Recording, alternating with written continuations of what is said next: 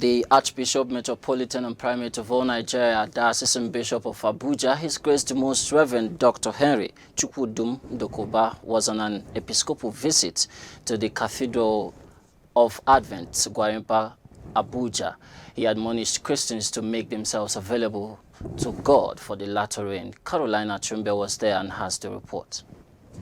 The Primate, His Grace the Most Reverend Dr. Henry Ndukuba, and his wife, Mrs. Angela Ndukuba, were at the Cathedral Church of the Advent Life Camp Gwarimpa, Abuja, being their second Episcopal visits in the diocese, confirming 37 female candidates, 33 male candidates, as well as admitting 10 girls into Girls' Guild, 12 women into Women's Guild, and 6 mothers into the Mothers' Union. The Primate, in a sermon titled A Cry from Our Hearts, God Give Us the Latter Rain, charged Christians to make themselves available to God in all ramifications, urging them to be far away from sin. The things we see are temporal, but the things that we do not see are eternal. The eternal things that shape the physical are not seen with naked eyes, but by faith you can move mountains. I want to tell you that in this season of the latter rain, God will remember you. Allow Him to touch us, to turn us, and to bring us unto Himself. Thereafter, the candidates were presented by the Subdean Venerable Ephraim Akanya as renewal of baptismal vow was read by His Grace the Most Reverend Dr. Henry Ndukuba. Reverend Father in God, I present to you these persons to receive the laying on of hands.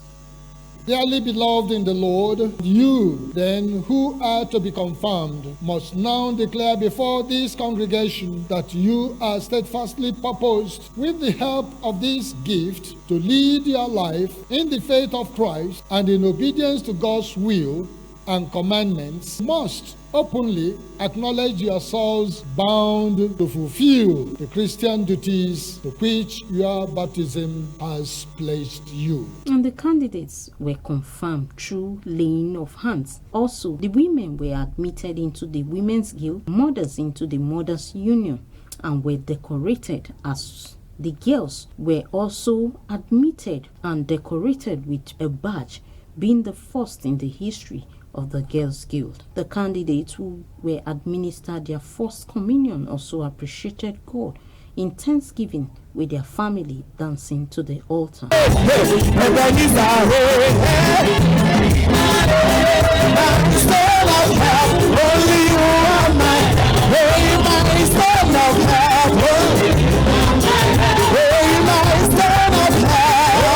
To maturity in their Christian faith.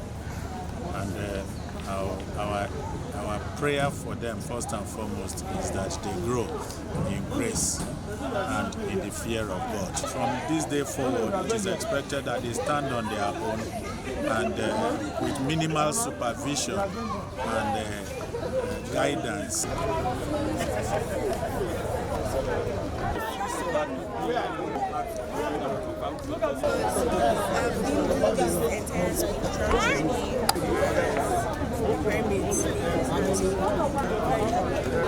So much happy to be in the presence of God, to be enrolled into the Women's Guild of the Anglican Church worldwide. It's a privilege, it's a thing of joy. I want to thank God today. It's a dream come true, yes, and it's a privilege to achieve this in the presence of God. I feel great. I feel also because actually it was something I desired, something I looked up to. It has been something when I see my mom do back then, I always wish one day I would get it. Carolina Chumbe reporting for ACNN News.